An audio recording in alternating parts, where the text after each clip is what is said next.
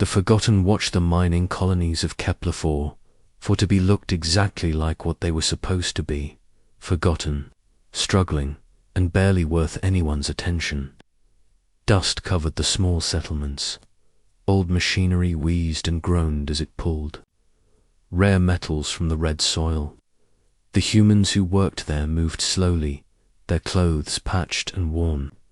Their ships were ancient, held together with spare parts and hope to any observer, especially the alien traders who occasionally stopped by. These humans were nothing special. They were survivors, yes, but survivors of a dying species. Earth had been destroyed in the Great Solar War 3 centuries ago. What remained of humanity scattered across the galaxy like seeds in the wind. Most settled on forgotten worlds, mining, asteroids, or working as laborers for alien empires. The galaxy's major powers barely noticed them anymore. The hegemony of Vex controlled the core systems. The Crystal Collective ruled the outer rim. The Machine Imperium dominated the northern spiral arm. These 3 great civilizations had divided the galaxy among themselves. Humans were just another minor species, too weak to matter, too scattered to unite.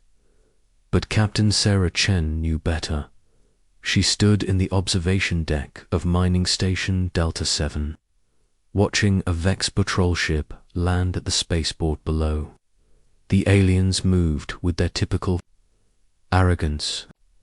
Their blue-skinned forms towered over the human workers. Their energy weapons glowed at their sides. They spoke in their harsh, clicking language, demanding reports on mining quotas. Sarah touched a hidden panel on her wrist. A soft blue light pulsed once, then went dark. To anyone watching, it looked like she was checking the time. In reality, she had just sent a coded message across 17 light-years of space. "Captain Chen, to Station Commander," she said into her worn communicator. "The Vex are here for their monthly inspection." "Understood," came the reply. "Make sure they see what they expect to see." Sarah smiled. The Vex had been conducting these inspections for 40 years. In all that time, they had never once suspected the truth. Mining Station Delta 7 wasn't just a mining operation. It was a listening post, one of thousands scattered across the galaxy. The humans who worked there weren't just miners. They were observers, recording every alien ship movement, every political change, every military build-up. The real humans, the ones who mattered, lived elsewhere, deep beneath the planet's surface. In caverns that didn't appear on any scan, a different kind of facility hummed with activity. Advanced computers processed data from across the galaxy. Skilled engineers maintained equipment that would make alien scientists weep with envy. Trained soldiers practiced with weapons that could pierce any known armor. This was Node 847 of the Silent Watch network. Sarah made her way down to the surface, playing her role perfectly. She walked with the tired step of a career miner. She wore the same dusty clothes as everyone else. She even carried an old plasma cutter, the kind humans had been using for decades. The Vex inspector, Commander Zexdor, barely looked at her. His 4 eyes scanned the mining reports on his datapad. His mandibles clicked in what passed for approval among his species. "Production is acceptable," he announced. "Continue your work, human." "Yes, sir," Sarah replied, keeping her voice neutral. "We live to serve." If only he knew. The inspection lasted 2 hours. The Vex examined the mining equipment, checked the ore samples, and counted the human workers. Everything appeared normal. The humans answered questions with the proper mixture of respect and fear. Their technology looked appropriately primitive. Their living conditions seemed properly harsh. When the Vex ship finally lifted off, Sarah allowed herself a small smile. Another successful deception. Another month of valuable intelligence gathering. Another step closer to the day when humanity would reveal its true strength. That day came sooner than expected. The attack happened on a Tuesday. The human farming colony of New Haven, located in the Centauri Beta system, was going about its normal business. Families tended their crops. Children played in the fields. Traders prepared for the weekly market. It was peaceful, quiet, and completely defenseless. Or so it appeared. The raiders came from the Crimson Claw, a pirate organization that had been growing bolder in recent months. Their ships dropped out of hyperspace without warning. Energy beams lanced down from orbit, setting buildings on fire. Landing craft deployed armed troops who began rounding up civilians. The pirates had done this before to other colonies. They would steal everything of value, capture anyone useful as slaves, and leave the rest to die. The galactic governments never intervened. Pirates were a fact of life in the outer systems. Nobody cared about a few dead farmers. The pirates made two critical mistakes. First, they assumed New Haven was like every other human colony, weak, alone, and abandoned by the galaxy. Second, they decided to broadcast their attack across the galactic communication networks as a warning to other potential targets. Every human settlement in the galaxy watched the feeds. They saw families running for their lives. They saw children crying as their parents were dragged away. They saw elderly humans beaten for refusing to surrender their few possessions. Across 47 star systems, identical signals began to transmit. The signals were brief, lasting only 3 seconds each. They used frequencies that most species couldn't even detect. They carried no words, just a simple numerical code. 847-Omega-Prime.2. Any alien intercepting the transmissions, they would seem like random static. Solar interference, perhaps, or the background radiation of the galaxy itself. But to the humans who received them, the meaning was crystal clear. The silent watch was ending. The time for action had begun. On mining station Delta 7, Sarah Chen received the signal while pretending to calibrate an ore processor. Her hands didn't shake. Her expression didn't change. But inside, her heart raced with anticipation and dread. She had been waiting for this moment her entire life. Her parents had waited. Her grandparents had waited. For 3 centuries, humanity had been patient, careful, invisible. They had watched as alien civilizations rose and fell. They had learnt their strengths and weaknesses. They had prepared for the day when patience would give way to action. That day was now. Sarah walked calmly to the maintenance shaft that led to the real facility below. She placed her hand on a scanner that looked like a simple tool rack. Hidden doors slid open. Emergency lighting bathed the corridor in red. "This is node 847, she spoke into a communicator that materialized from the wall. Omega protocol is now active. All units report status. The responses came immediately from across the galaxy, voices speaking in calm, professional tones, each one representing a hidden facility, a secret outpost, a carefully maintained deception that was about to be abandoned. Node 203, standing by. Node 441, weapons hot. Node 598, fleet elements moving to launch position.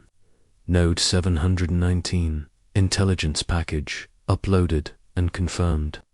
The voices continued, 47 in total, each one a nail in the coffin of galactic peace. For the first time in 3 centuries, humanity was about to reveal its true face to the stars.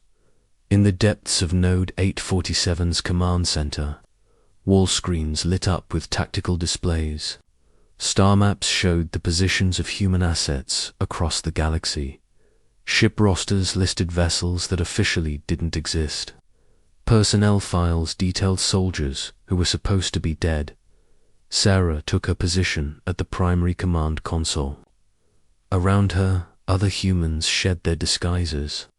Worn mining clothes were replaced with military uniforms. Crude tools were set aside for advanced weapons. Tired faces hardened with purpose. "All stations report ready," announced Lieutenant Commander Marcus Webb, Sarah's second-in-command. Like her, he had spent decades pretending to be nothing more than a worn-out miner. In reality, he was a veteran of conflicts most species had never heard of. Sarah nodded. She looked around the command center, seeing faces she had known for years in an entirely new light. These people had sacrificed everything for this moment. They had lived lies, maintained facades, and waited with patience that would have broken. Lesser species. Now, finally, it was time for the galaxy to remember why humanity had once been feared. "Open a channel to all nodes," Sarah commanded. "Maximum encryption, full spectrum transmission." The communication network that activated had been built over centuries. It used quantum entanglement, folded space, and technologies that the galaxy's greatest scientists insisted were impossible. Messages flashed between star systems in real time, faster than light itself. "This is Node 847 to all silent watch positions." Sarah spoke into the microphone. Her voice carried across the galaxy to hidden listeners on 100 worlds. "Operation Omega is now in effect. The watch ends. The reckoning begins." The stars remember the first strike came exactly 47 minutes after the pirates finished their raid on New Haven. The Crimson Claw fleet was celebrating in orbit above the burning colony, counting their loot and preparing to depart for slave markets in the Outer Rim. Their leader, a brutal Thrakari warlord named Skullrender Vex, was already planning his next target. The attack began without warning. Space itself seemed to tear, open as human warships dropped out of hyperspace. Not the crude, patched-together vessels the galaxy expected from humanity, but sleek predators bristling with weapons that belonged in museums of advanced warfare. Their hulls were midnight black, absorbing sensor sweeps and deflecting targeting systems, energy signatures that read like background radiation, ships that were invisible until they wanted to be seen. The pirates had seconds to react. It wasn't enough. Particle beams lanced out from the human vessels, cutting through pirate shields like they weren't even there. Kinetic projectiles moving at relativistic speeds punched holes through armor that was supposed to be impenetrable. Missiles that thought for themselves, adapting their attack patterns faster than any defense system could compensate in less than 3 minutes. The entire Crimson Claw fleet was either destroyed or crippled. Skullrender Vex's flagship, the Bone Crusher, drifted dead in space with its crew unconscious from neural disruptors that shouldn't have existed. But the real shock came from what happened next. The human fleet didn't disappear.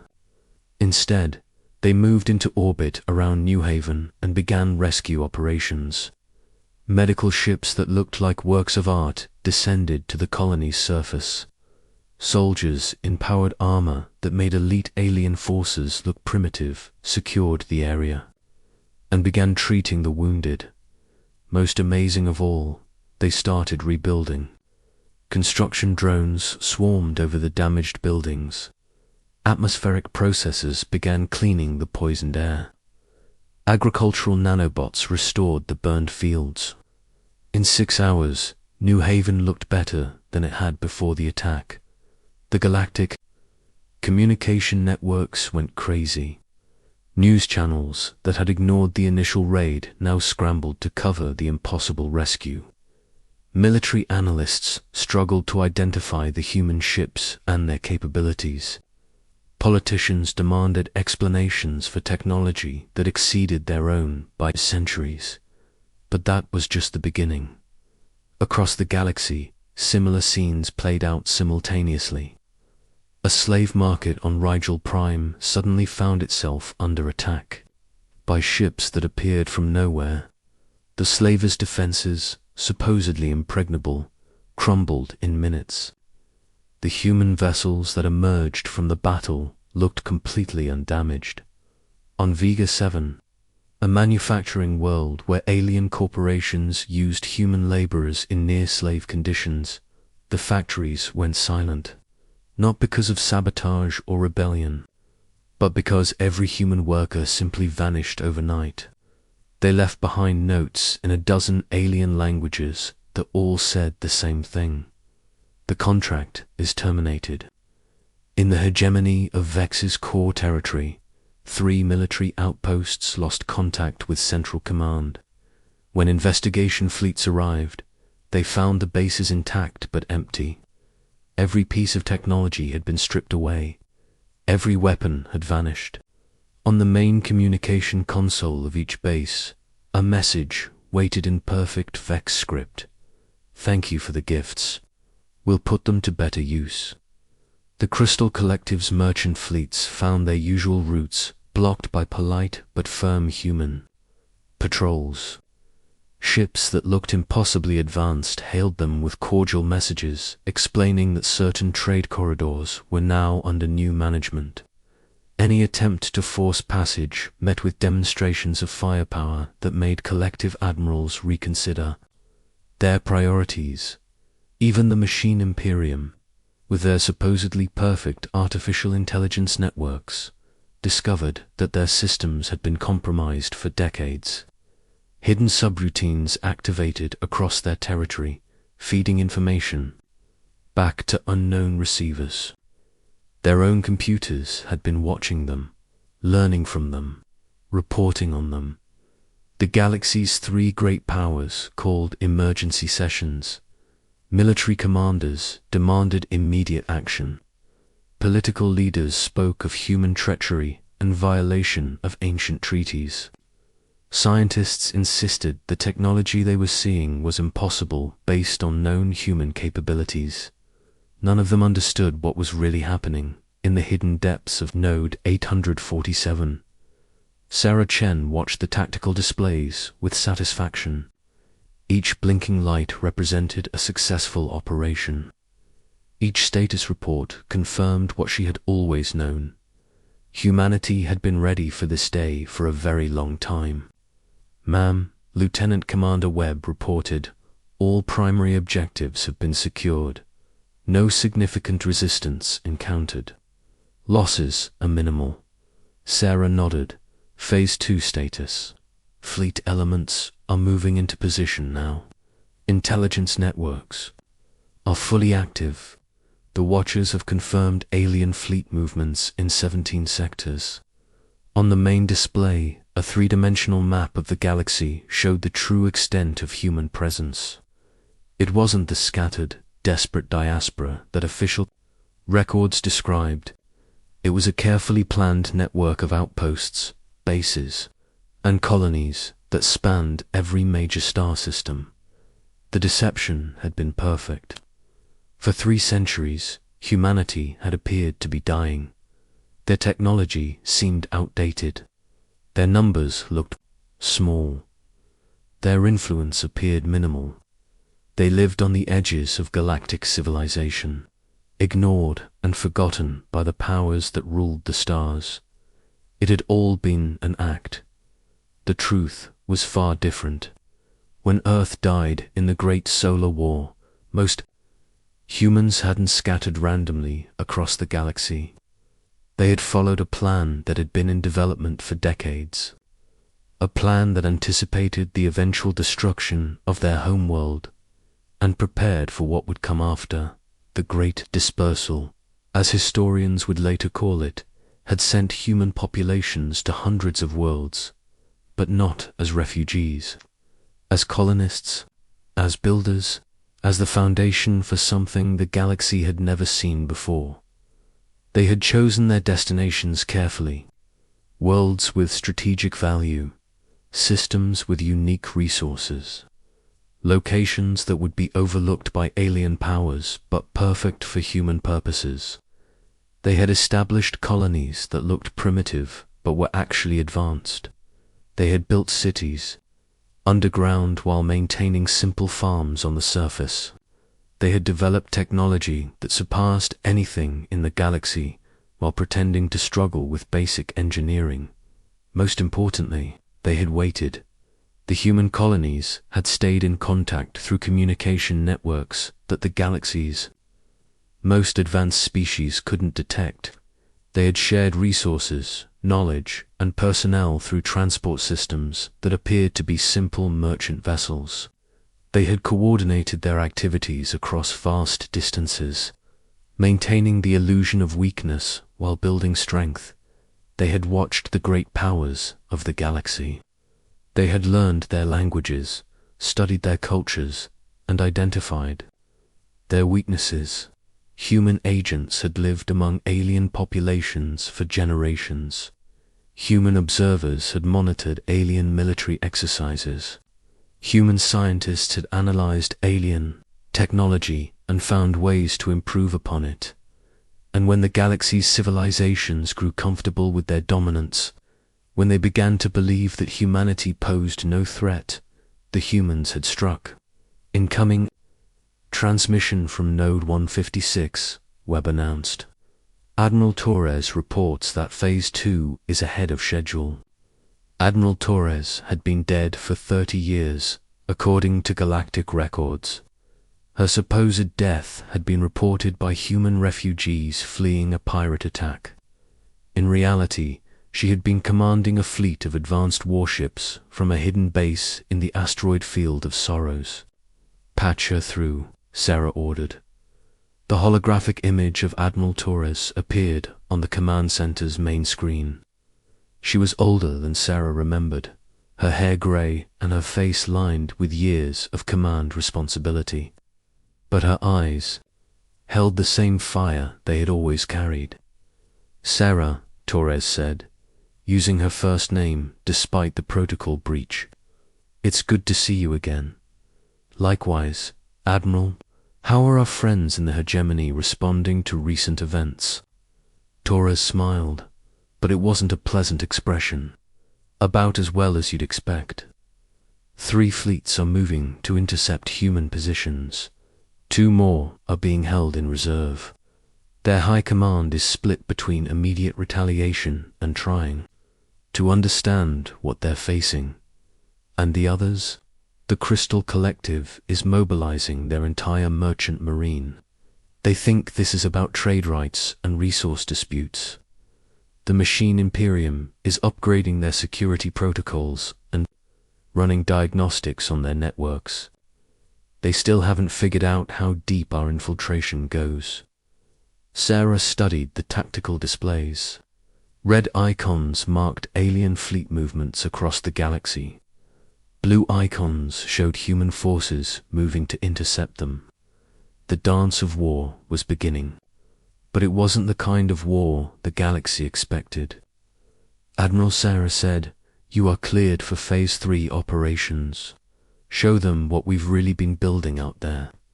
Torres's smile widened. "With pleasure. Torres out." The transmission ended, but Sarah could already see the results on her tactical screens. Across the galaxy, human fleets that had been hiding in asteroid belts and gas giant systems began to move.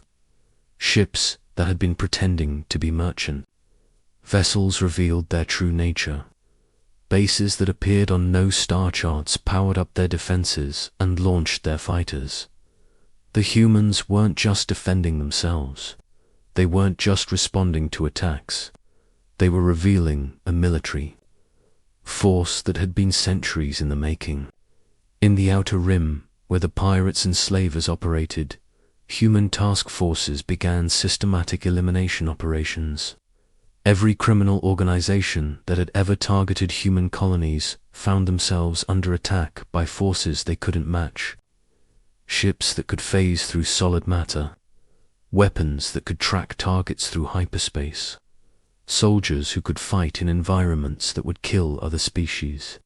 In the core systems, where the great powers maintained their capitals, human agents who had lived undercover for decades began to emerge, not as saboteurs or terrorists, but as diplomats. They presented themselves to alien governments with offers that couldn't be refused and demands that couldn't be ignored. The message was simple and delivered in perfect alien languages. Humanity was no longer asking for permission to exist. They were announcing their intention to rule. The galaxy had forgotten what humans were capable of when they united behind a common purpose. They had forgotten the species that had once challenged the laws of physics themselves. They had forgotten the civilization that had viewed entire star systems as engineering projects. They were about to be reminded. In Node 847's communication, center messages poured in from across the galaxy, status reports from military operations, intelligence updates from deep cover agents, diplomatic communications from alien governments who were finally beginning to understand what they faced. Sarah read them all with growing satisfaction. The galaxy's response was exactly what the planners had predicted centuries ago. Panic, confusion, desperate attempts to maintain control of a situation that had already slipped away from them. "Ma'am," Webb announced, "we're receiving surrender.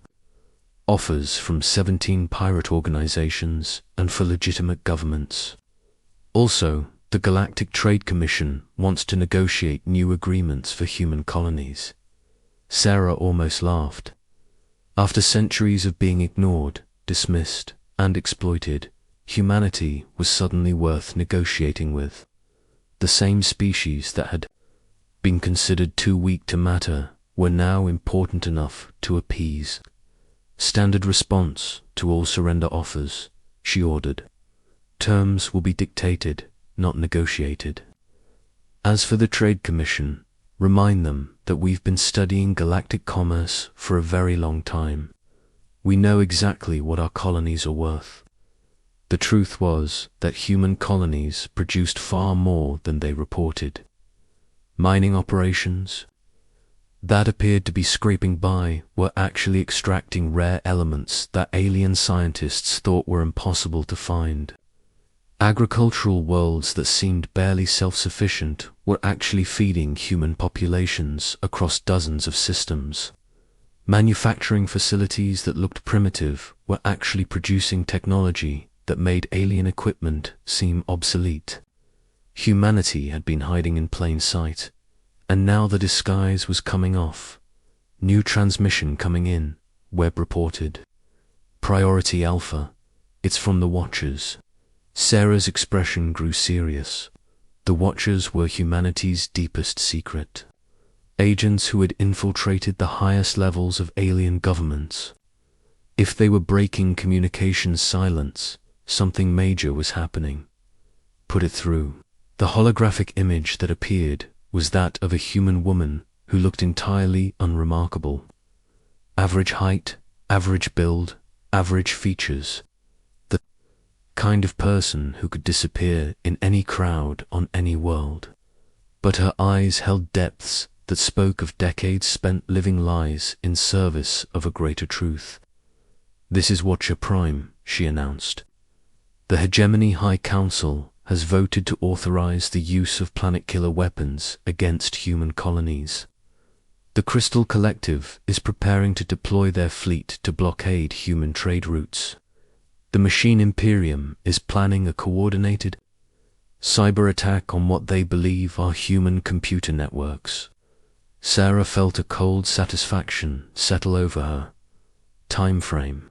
Coordinated assault begins in 72 hours. They're calling it Operation Final Solution. The name was telling. The galaxy's great powers weren't planning to subjugate humanity. They were planning to exterminate it, again. "Thank you, Watcher Prime," Sarah said. "Continue monitoring and report any changes." "Understood, Watcher Prime out."